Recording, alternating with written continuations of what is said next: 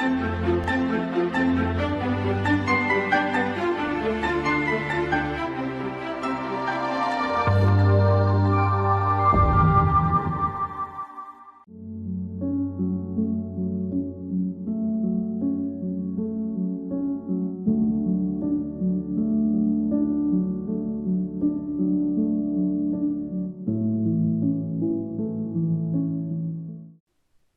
প্রিয় শিক্ষার্থীগণ, আজকে আমাদের আলোচ্য বিষয়টি হলো বা পাঠটি হলো সমসাময়িক ভারতীয় প্রেক্ষাপটে তারুণ্যের ধারণা, অর্থাৎ concept of youth in contemporary Indian context.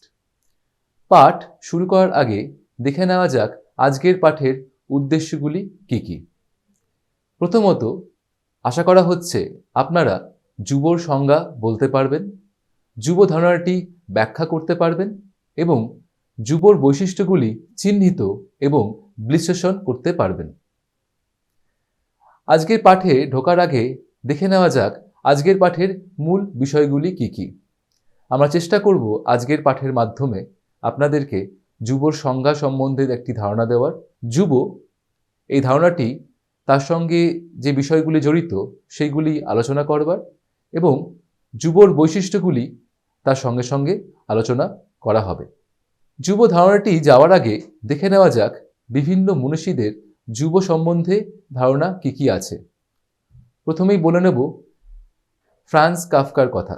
তিনি বলছেন, youth is happy because it has the capacity to see the beauty.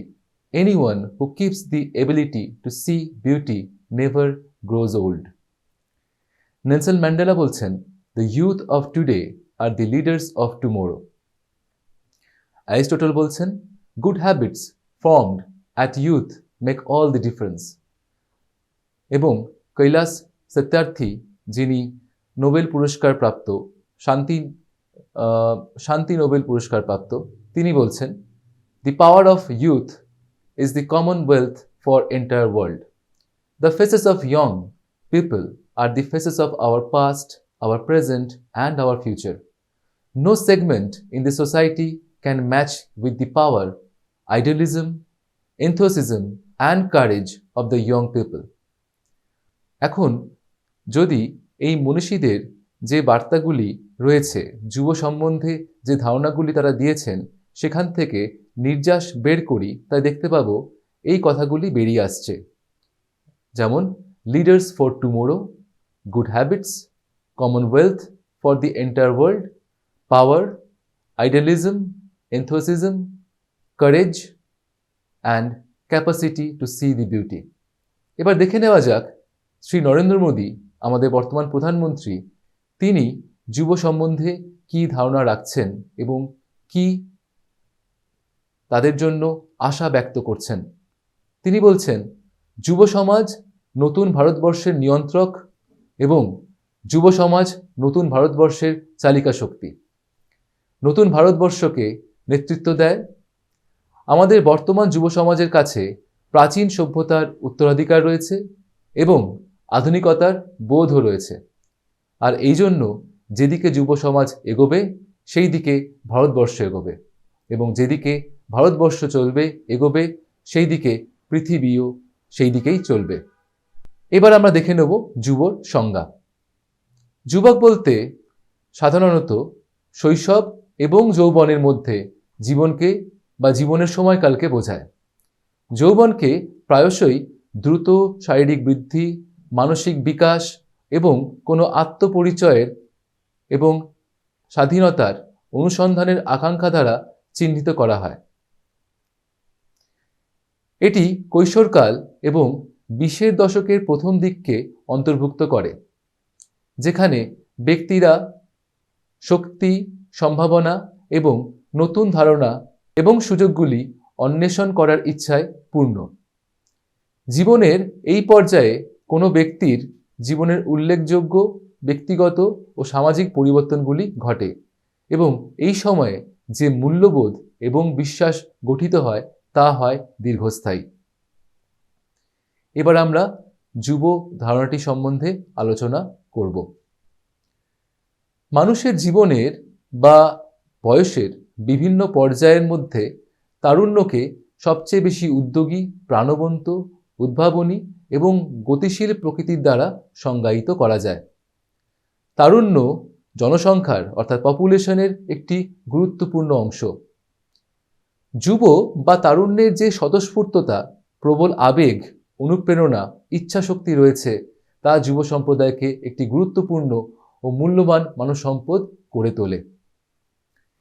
এই মূল্যবান মানব সম্পদ একটি জাতির অর্থনৈতিক, সাংস্কৃতিক এবং রাজনৈতিক বিকাশে গুরুত্বপূর্ণ ভূমিকা গ্রহণ করে। একটি দেশের বৃদ্ধি ও বিকাশের যে সামর্থ্য ও সম্ভাবনা রয়েছে তা সেই দেশের যুব জনসংখ্যার আকার দ্বারা, তাদের সংখ্যা দ্বারা নির্ধারিত করা হয়।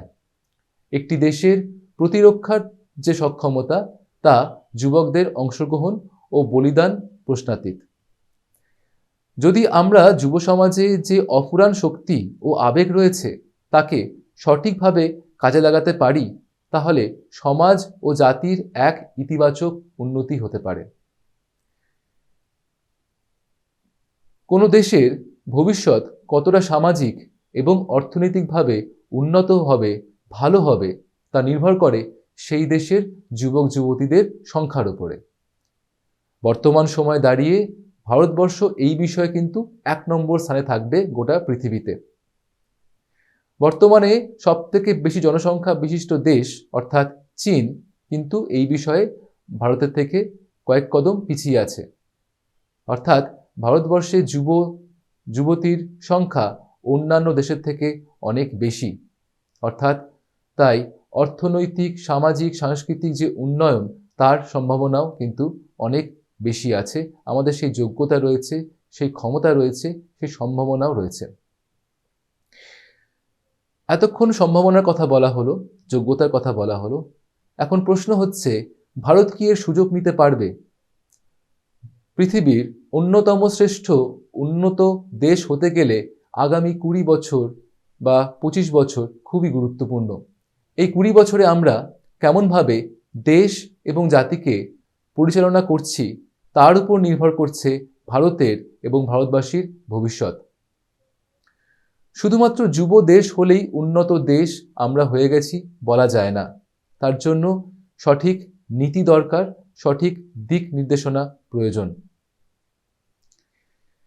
দেশের যুবশক্তির দেশের কাজে তখনই আসবে যখন দেশের যুবশক্তির কাছে সঠিক দক্ষতা থাকবে, শিক্ষা থাকবে এবং রোজগার করার পর্যাপ্ত সুযোগ থাকবে। প্রশ্ন এখানেই, এই 3টি ক্ষেত্রেই আমাদের আরও ভালো করবার সুযোগ রয়েছে। এখানে একটি ধারণা আমাদেরকে পরিষ্কার করে নিতে হবে, বুঝে নিতে হবে, সেটি হলো ডেমোগ্রাফিক ডিভিডেন্ড। যখন দেশের জনসংখ্যার গড় আয়ুর পরিবর্তনের জন্য দেশের অর্থনৈতিক বিকাশ ঘটে বা তাতে সাহায্য পাওয়া যায়, অর্থাৎ অর্থনৈতিক বিকাশে সাহায্য পাওয়া যায়, তখন তাকে ডেমোগ্রাফিক ডিভিডেন্ড বলে। এখন এর ভালো দিকটি কি? যখন ডেমোগ্রাফিক ডিভিডেন্ড বৃদ্ধি পায় তার মানে দাঁড়াচ্ছে তখন দেশে কর্মক্ষম মানুষের সংখ্যা বৃদ্ধি পাচ্ছে এবং কর্মক্ষম মানুষের সংখ্যা বৃদ্ধি পেলে সঞ্চয় বৃদ্ধি পাবে, সঞ্চয় বৃদ্ধি পেলে বিনিয়োগ বৃদ্ধি পাবে, বিনিয়োগ বৃদ্ধি পেলে অর্থনৈতিক সুযোগ বাড়বে এবং অর্থনৈতিক সুযোগ বাড়লে উদ্যোগীকরণের আরও সম্ভাবনা বাড়বে। এই সবই একে অপরের সঙ্গে ওতপ্রোতভাবে জড়িত। তাই ডেমোগ্রাফিক ডিভিডেন্ড একটি খুব গুরুত্বপূর্ণ বিষয় বলে আমরা বুঝতে পারছি। বর্তমানে ভারতের জনসংখ্যা হচ্ছে 142 কোটি এবং ভারতের যুব জনসংখ্যা হচ্ছে 34.5 কোটি। এখানে যুব বলতে আমরা 15 থেকে 29 বছর বয়সী জনসংখ্যাকে ধরছি।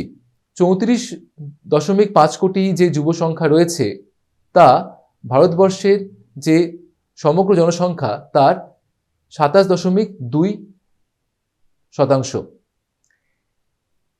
এবং এই জনসংখ্যার মধ্য আয়ু, আমাদের বর্তমান জনসংখ্যার মধ্য আয়ু হচ্ছে 28 বছর, যেটি একটি খুব গুরুত্বপূর্ণ সুযোগ, যেটি একটি খুব বলা চলে যে একটি সম্ভাবনা আমাদের আরও অর্থনৈতিক এবং অন্যান্য উন্নয়নের জন্যে। কেন এই কথা বলছি? এখন যদি দেখি অন্যান্য দেশের মধ্য আয়ু কত, তা দেখতে পাবো যেখানে ভারতবর্ষের হচ্ছে মধ্য আয়ু 28 বছর, সেখানে চীনের হচ্ছে বর্তমানে 38, আমেরিকার হচ্ছে 38, রাশিয়ার হচ্ছে 40, জাপানের হচ্ছে 48, অস্ট্রেলিয়ার হচ্ছে 38, ব্রাজিলের হচ্ছে 33 এবং ইউরোপীয় দেশগুলির হচ্ছে 43 বছর। অর্থাৎ যদি আমরা তুলনা করি দেখতে পাবো মধ্য আয়ুর দিক থেকে ভারত হচ্ছে সবথেকে যুব দেশ। অন্যান্য দেশের ক্ষেত্রে তাদের জনসংখ্যার বয়স হয়ে গেছে, তারা ভারতের থেকে বেশি বয়স্ক, এবং আমরা বলতে পারি ভারতবর্ষের কাছে যুবশক্তি রূপে একটি মজবুত জনগোষ্ঠী রয়েছে, যারা দেশের অর্থনৈতিক বিকাশকে নতুন গতি দিতে পারবে। যখন আমরা যুবর কথা বলছি তখন দেখতে পাচ্ছি বিভিন্ন সংস্থা যুব ধারণাটিকে বিভিন্নভাবে সংজ্ঞায়িত করেছেন। যেমন ইউনাইটেড নেশন বলছে যারা 15 থেকে 24 বছর বয়সী তারাই হচ্ছে যুব। আমাদের দেশের যে ন্যাশনাল ইউথ পলিসি দেওয়া হয়েছিল 2003 সালে, সেখানকার মত অনুযায়ী 13 থেকে 35 বছর বয়সী জনসংখ্যা হচ্ছে যুব। আবার তারপরে যে পলিসি আসে অর্থাৎ ন্যাশনাল ইউথ পলিসি 2014, সেখানকার মত অনুযায়ী 15 থেকে 29 বছর বয়সী জনগোষ্ঠীকে আমরা যুব হিসেবে বিবেচিত করব। এক্ষেত্রে আমরা দেখে নিতে পারি ইউনিসেফ, হু এরা কিন্তু আবার 15 থেকে 24 এই বয়সটিকে ইউথ অর্থাৎ যুব বলে বিচার করছেন, যেখানে তারা কৈশোরকালকে বিচার করছেন 10 থেকে 19 বছর বয়সী লোকেদেরকে, এবং ইয়ং পিপল বলে বিবেচনা করছেন যারা 10 থেকে 24 বছর বয়সের মধ্যে আছেন। আবার যদি আমরা দেখি আফ্রিকান ইউথ চার্টার, দেখব সেখানে তাদেরকে যুবা বলা হচ্ছে যাদের বয়স 15 থেকে 35 বছরের মধ্যে। অর্থাৎ বলতে পারি বিভিন্ন প্রেক্ষাপটের দিক থেকে বিভিন্ন কনটেক্সটে যুব ধারণাটি বা বয়সের সীমাটি কিন্তু এক নয়, সেখানে পরিবর্তন আসছে এবং নানা সংস্থা তাদের কনটেক্সট অনুযায়ী এই বয়সসীমাকে নির্ধারণ করছেন। 2023 সালের হিসেব অনুযায়ী ভারতবর্ষে 18 বছর বা তার নিচের বয়সের জনসংখ্যা হলো আনুমানিক 43 কোটি, যারা আগামী 20 বছর দেশের ওয়ার্কফোর্সে অংশগ্রহণ করবে। আগামী 20 বছর বা 2 দশক এদের উপরেই ভারতের অর্থনৈতিক বিকাশের ভার থাকবে। যে কোনো দেশের 15 থেকে 59 বছর বয়সী লোকই সেই দেশের অর্থনৈতিক বিকাশের চালিকা শক্তি হিসেবে পরিগণিত হয়। এরা সেই লোক, সেই গোষ্ঠী যারা দেশের ওয়ার্কফোর্সের মধ্যে বিবেচিত হন, যারা দেশকে ট্যাক্স দেন এবং বৃদ্ধ, বাচ্চা, বয়স্ক লোক সবার তারা খেয়াল রাখেন। 2022-এর হিসেব অনুযায়ী এই রকম জনগোষ্ঠীর অর্থাৎ 15 থেকে 59 বছর বয়সী লোকদের সংখ্যা হলো 60%, এবং এই 60% সংখ্যাতত্ত্ব অনুযায়ী 2036 সালে বেড়ে হবে এবং সর্বাধিক হবে, পিকে পৌঁছবে, যেটা হবে 65%। সিআইআই এবং ইউরোপিয়ান ইউনিয়নের মতে, তাদের মত অনুযায়ী এই পরিমাণ কর্মক্ষম জনগোষ্ঠীর জন্য ভারতবর্ষে আগামী 25 বছর অবধি প্রতি বছর 12 লাখ কোটির বিদেশি বিনিয়োগ সম্ভাবনা রয়েছে। প্রতি বছর 12 লাখ কোটির বিদেশি বিনিয়োগ সম্ভাবনা রয়েছে।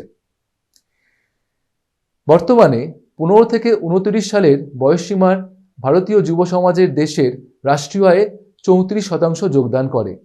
স্পষ্টতই ভারতের জনগোষ্ঠীর গড় আয়ু 28 হওয়াটা অর্থাৎ বয়সে যুব হওয়াটা ভারতবর্ষের শক্তি। একই সঙ্গে এটি কিন্তু ভারতবর্ষের একটি বড় চ্যালেঞ্জও, কারণ কর্মহীন বৃদ্ধি যুবশক্তিকে নিষ্ক্রিয় করে দিতে পারে। অর্থাৎ আমি বলতে চাইছি, তারা শিক্ষিত হলো, তারা যোগ্যতা অর্জন করলো, এখন যদি তারা কোনো কর্মে যোগদান না করতে পারে তাহলে তাদের যে শক্তি রয়েছে তার প্রকাশ কী করে ঘটবে? অনেকেই এই সময়ে বিপথে চালিত হয়। তাকে রোধ করার জন্য খুবই গুরুত্বপূর্ণ বিষয় হচ্ছে তাদেরকে সঠিক কর্মে অংশগ্রহণ করানো, এবং এর দায়িত্ব কোথাও না কোথাও রাষ্ট্রের বা সমাজের হাতে চলে আসে। তাদের একটি গুরুত্বপূর্ণ ভূমিকা কিন্তু এই সাপেক্ষে রয়েছে আমরা বলতে পারি। অর্থনীতির তত্ত্ব অনুযায়ী আমাদের হাতে খুব বেশি হলে 20 বছর সময় রয়েছে। যদি এই 20 বছরে ভারত একটি উন্নত দেশ বা বিকশিত দেশ হিসেবে প্রতিষ্ঠিত হতে পারে, তাহলে ভারতবর্ষ যথার্থই একটি মজবুত এবং আধুনিক দেশ হিসেবে পরিচিত হবে। না হলে জাপান, চীন, আমেরিকা যে সব সমস্যার মুখোমুখি হচ্ছে বর্তমানে, আমাদেরকেও কিন্তু এক অবস্থার মুখোমুখি আমরা হতেও পারি ভবিষ্যতে। আমাদের দেশের এই কর্মক্ষম জনগোষ্ঠীর একটি অংশকে কিন্তু নিজ উদ্যোগের জন্য উৎসাহিত করতে হবে, যাতে করে তারা নিজ উদ্যোগ নিতে পারে, এবং সেই কারণে তাদেরকে বিভিন্ন কাজের প্রশিক্ষণ দেওয়াটা প্রয়োজন। বর্তমানে ভারতীয় সরকার 2015 সাল থেকে প্রধানমন্ত্রী কৌশল বিকাশ যোজনার প্রকল্পের মাধ্যমে বিভিন্ন বিষয়ে এই জনগোষ্ঠীকে বিনামূল্যে প্রশিক্ষণ দেওয়া শুরু করেছে। এর মূল উদ্দেশ্য হল যুবক যুবতীদের কোনো বিশেষ কাজে প্রশিক্ষিত করা, যাতে করে তারা নিজেরা উদ্যোগ নিতে পারে অথবা সঠিক প্রশিক্ষণ পাওয়ার পর কোনো জায়গায় সসম্মানে চাকরি করতে পারে। এখন অবধি এই প্রকল্পের আওতায় প্রায় 1,25,00,000 যুবক যুবতীদের বিভিন্ন বিষয়ে প্রশিক্ষিত করা হয়েছে। সরকারের লক্ষ্য হল সমাজের চাহিদা অনুযায়ী যে যে কাজগুলি রয়েছে, যে যে চাকরিগুলি রয়েছে, সেই ক্ষেত্রে প্রশিক্ষিত ওয়ার্কফোর্স গঠন করা।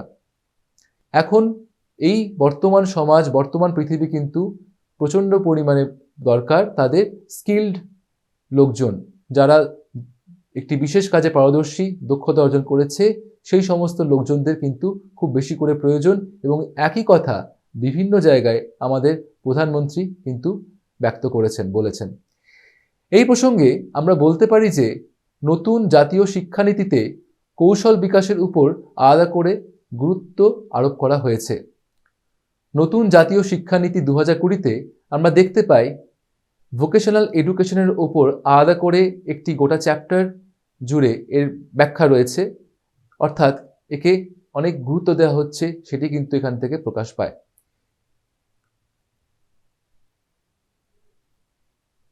কৌশল বিকাশ এবং টেকনোলজির জ্ঞান ছাড়া যুব সমাজ ভারতকে বিশ্বের শ্রেষ্ঠ সুপার পাওয়ার বানাতে পারবে না।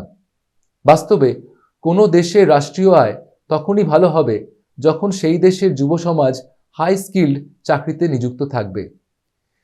কিন্তু দেশ সরকারি বা বেসরকারি উদ্যোগে কত চাকরি প্রদান করবে?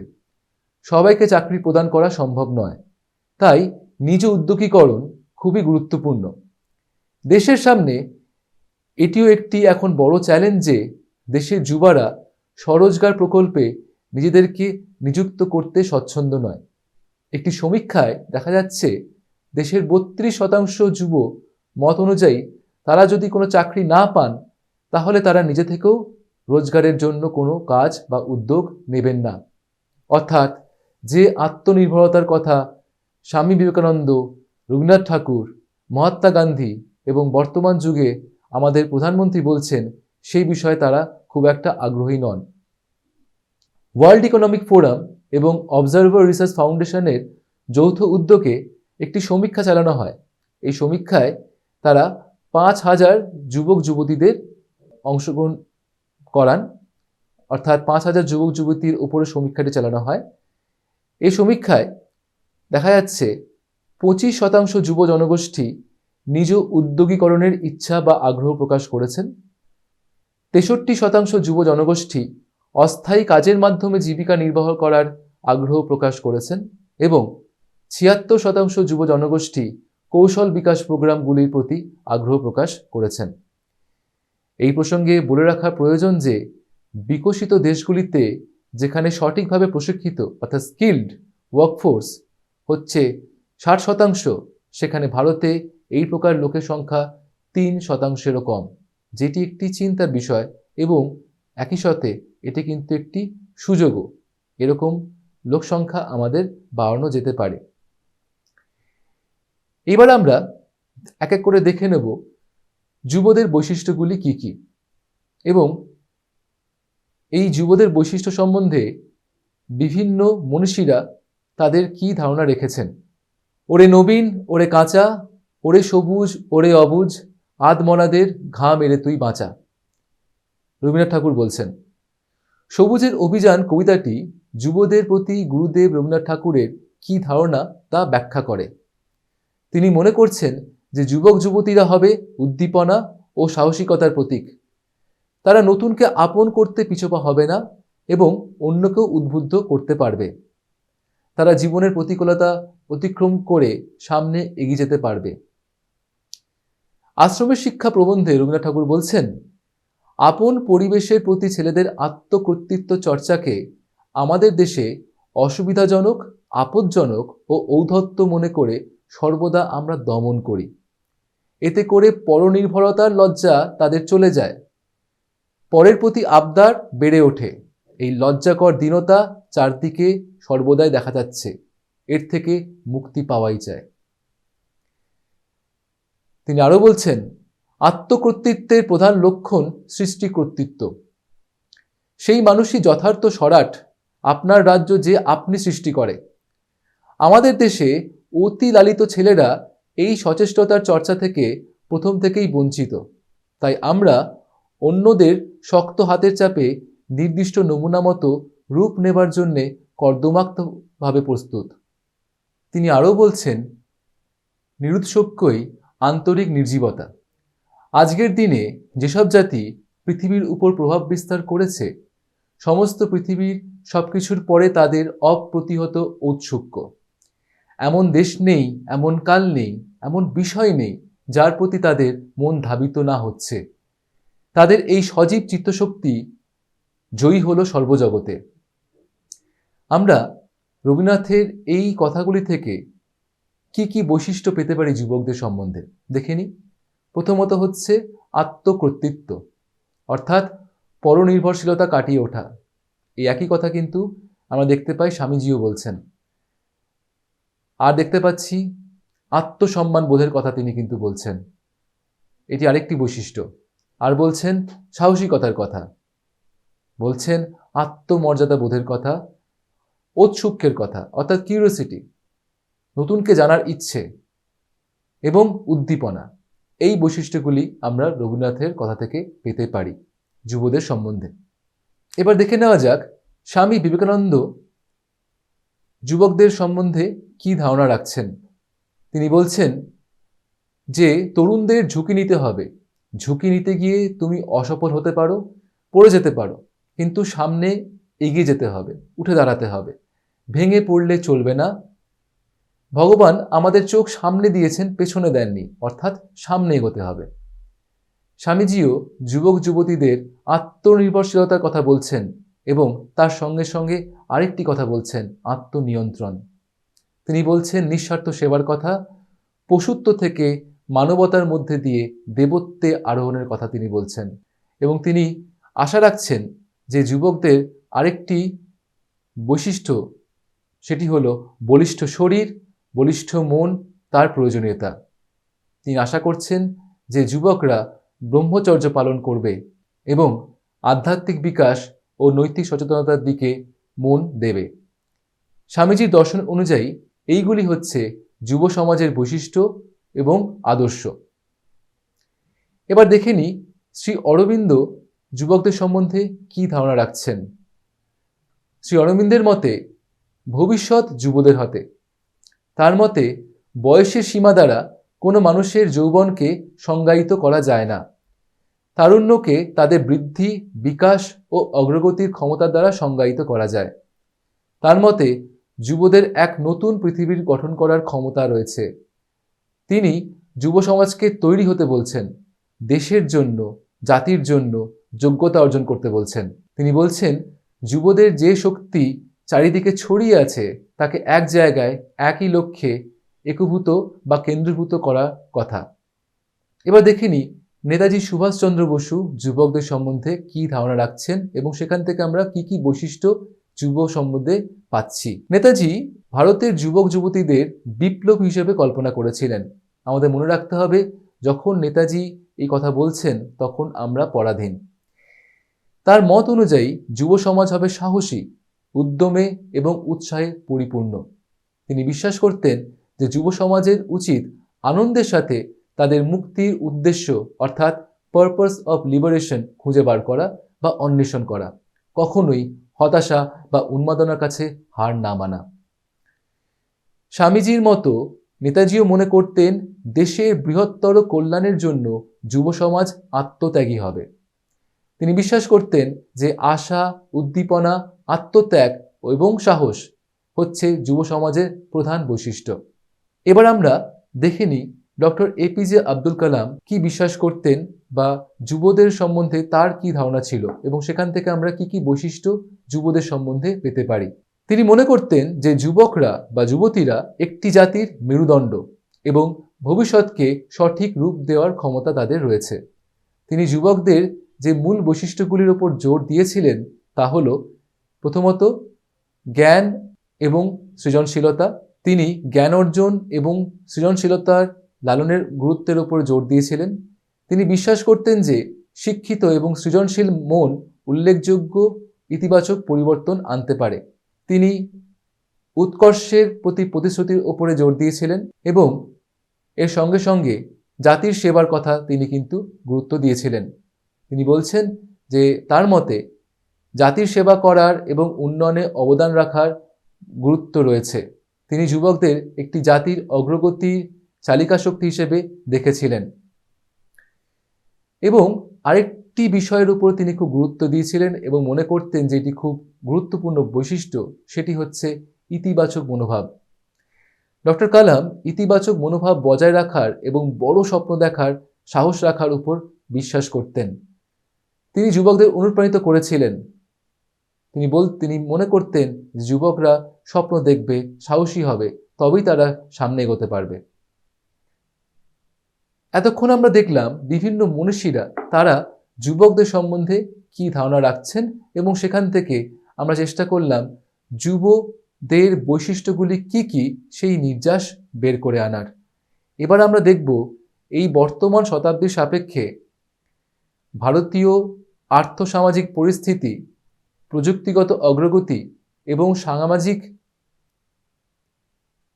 ও সাংস্কৃতিক বৈচিত্র্যের উপর ভিত্তি করে কি কি বৈশিষ্ট্য থাকা উচিত।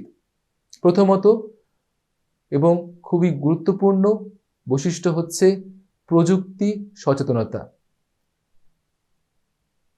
বর্তমান যুগ প্রযুক্তির যুগ, তাই যদি আমরা প্রযুক্তি ব্যবহার করতে না জানি, টেকনোলজি না জানি, তার সঠিক ব্যবহার না জানি, তাহলে কিন্তু আমরা পিছিয়ে পড়ব ব্যক্তি হিসেবে এবং সামগ্রিকভাবে জাতি হিসেবে।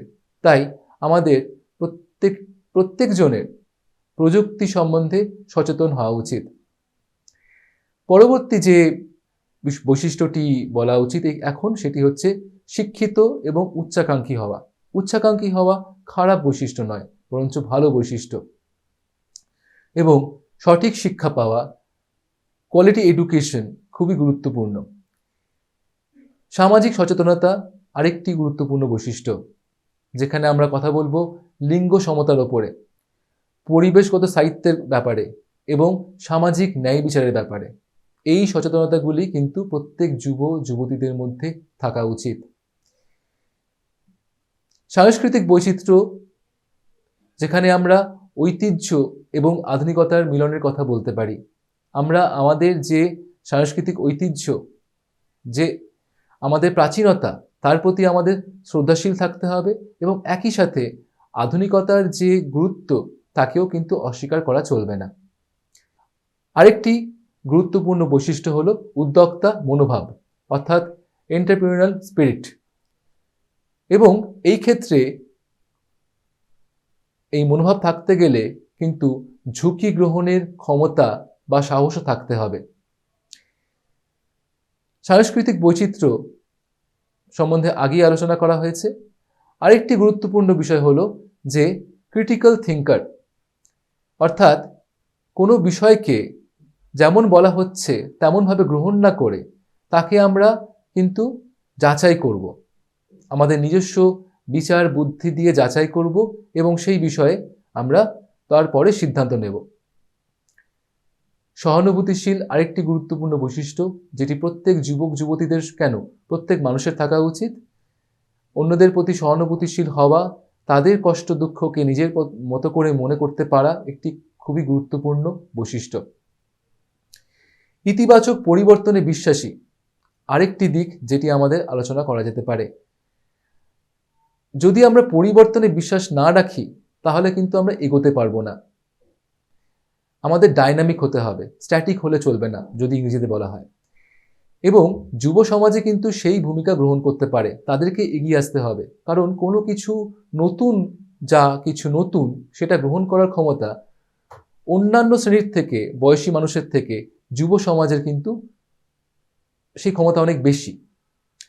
তারা উদ্ভাবক হবে এবং তারা রাজনৈতিক ও অর্থনৈতিক সচেতন হবে। একই সঙ্গে আশা করা যাচ্ছে বৈশিষ্ট্য হচ্ছে যুবকদের যে তারা স্বাস্থ্য সচেতন হবেন, কারণ স্বাস্থ্য সচেতন না হলে কোনো কিছুতেই মনোনিবেশ করা যাবে না। স্বাস্থ্য ঠিক না থাকলে, শরীর ঠিক না থাকলে, মন ঠিক না থাকলে কোনো কাজেই কিন্তু সঠিকভাবে পুরো নিপুণতার সাথে, পুরো দক্ষতার সাথে অংশগ্রহণ করা সম্ভব নয়। এবার আমরা দেখে নিই যে আজকে আমরা কি কি পাঠ আলোচনা করলাম, বা আজকের পাঠে কি কি জিনিস আমরা আলোচনা করলাম। প্রথমত আমরা যুব বা তারুণ্যের সংজ্ঞা আলোচনা করেছি, চেষ্টা করেছি যে দুই এক কথায় যদি তারুণ্যের সংজ্ঞা আমরা দিতে পারি বা মনে রাখতে পারি। তারপরে আমরা তারুণ্যের ধারণা, বৈশিষ্ট্য এবং সম্ভাবনার কথা আলোচনা করা হয়েছে। তারুণ্যের ধারণা দেওয়ার সময় আমরা চেষ্টা করেছি যে বিভিন্ন সংস্থা কিভাবে তারুণ্যকে বয়সসীমা দ্বারা নির্ধারিত করছে সেই বিষয়ে একটি ধারণা নেওয়ার আমরা চেষ্টা করেছি। এবং ভারত, আমরা চেষ্টা করেছি বোঝার যে ভারত কেন একটি যুব দেশ, অন্যান্য দেশের থেকে কেন ভারতকে যুব দেশ বলে আখ্যায়িত করা হচ্ছে, এবং তার সঙ্গে ভারতের কেন মনে করা হচ্ছে যে ভারত পৃথিবীর অন্যতম শ্রেষ্ঠ দেশ হওয়ার যোগ্যতা রাখে। সেই কারণগুলি আমরা আলোচনা করার চেষ্টা করেছি এবং আলোচনা করার সময় আমরা অন্যান্য দেশের তুলনা নিয়েছি। আমরা চেষ্টা করেছি বিভিন্ন মনীষীদের মত অনুযায়ী তারুণ্যের ধারণা এবং বৈশিষ্ট্যগুলি কি কি হতে পারে সেই সম্বন্ধে একটি আলোচনা করার, এবং কোন কোন চ্যালেঞ্জগুলি আমাদের সামনে রয়েছে সেগুলিও কিন্তু আলোচনা করা হয়েছে। এই প্রসঙ্গে বলা ভালো যে আমাদের দেশকে বিকশিত দেশ, অর্থনৈতিকভাবে শক্তিশালী দেশ হতে গেলে আগামী 20 বছর খুবই গুরুত্বপূর্ণ। সেই কারণে রাষ্ট্রের ভূমিকা যেমন গুরুত্বপূর্ণ সঠিক দিক নির্দেশ করার জন্য, একইভাবে প্রতিটি ব্যক্তি বিশেষের, বিশেষ করে যুব সম্প্রদায়ের ভূমিকা কিন্তু অত্যন্ত গুরুত্বপূর্ণ। যুব সম্প্রদায়ের স্ব ইচ্ছার উপরে অনেক কিছু নির্ভর করছে। একটি সমীক্ষায় দেখা যাচ্ছে যে দেশের 32% যুবগোষ্ঠী মত দিচ্ছেন যে তারা কোনো চাকরি যদি না পান নিজে থেকেও রোজগারের উদ্যোগী হবেন না। এটি খুব ভয়ানক কথা। অর্থাৎ যে আত্মনির্ভরতার কথা, স্বনির্ভরতার কথা স্বামীজি, বিবেকানন্দ, মহাত্মা গান্ধী এবং বর্তমান যুগে দাঁড়িয়ে আমাদের বর্তমান প্রধানমন্ত্রী বলছেন, সেই দিকে তারা পা বাড়াবে না। কিন্তু আমাদেরকে তাদেরকে উদ্যোগী করে তুলতে হবে। সেই জন্য সঠিক নির্দেশ প্রয়োজন, সঠিক নীতি প্রয়োজন এবং সঠিক ইতিবাচক মনোভাব প্রয়োজন সবার দিক থেকে। ব্যক্তি নির্বিশেষে সবার সঠিক ইতিবাচক মনোভাব প্রয়োজন এবং একই সাথে দেশের, জাতির এবং রাষ্ট্রের ইতিবাচক মনোভাব প্রয়োজন। এবার আমরা আলোচনা করব সম্ভাব্য প্রশ্নসমূহ। যেমন প্রথম প্রশ্ন হতে পারে, একটি ছোট প্রশ্ন হতে পারে, যুবর সংজ্ঞা লিখুন। এর পরবর্তী আলোচনা করতে পারি যে বড় প্রশ্ন কি হতে পারে, যেমন ভারতীয় প্রেক্ষাপটে তারুণ্যের ধারণাটি ব্যাখ্যা করুন। আরেকটি রচনাধর্মী প্রশ্ন হলো ভারতীয় প্রেক্ষাপটে যুব সমাজের বৈশিষ্ট্যগুলি কি কি হওয়া উচিত তা বিশ্লেষণ করুন।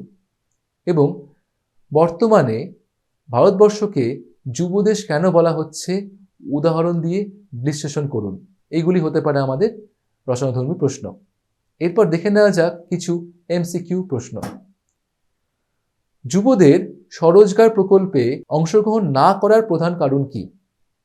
আপনারা দেখতে পাচ্ছেন এখানে 4টি অপশন দেওয়া হয়েছে এবং তার সঙ্গে নিচে সঠিক উত্তরটিও বলে দেওয়া হয়েছে। একইভাবে পরবর্তী প্রশ্নটি হতে পারে, ভারতবর্ষের যুবশক্তি দেশের জন্য কবে বা কিভাবে কার্যকর হবে? এখানেও 4টি অপশন দেওয়া আছে এবং সঠিক উত্তরটিকে লিখে দেওয়া হয়েছে আপনাদের সুবিধার জন্য। এর পরবর্তী প্রশ্ন হতে পারে, 2015 সালে প্রধানমন্ত্রী কৌশল বিকাশ যোজনার মূল উদ্দেশ্যগুলি কি ছিল? আর একটি প্রশ্ন হতে পারে, আগামী 20 বছরের জন্য ভারতের অর্থনৈতিক বিকাশের ভার কাদের উপর নির্ভর করবে? আরেকটি প্রশ্ন হতে পারে যে ডেমোগ্রাফিক ডিভিডেন্ড বলতে কি বোঝায়? আশা করি আজকের পাঠটি আপনাদের বুঝতে কোনো অসুবিধা হয়নি। নমস্কার।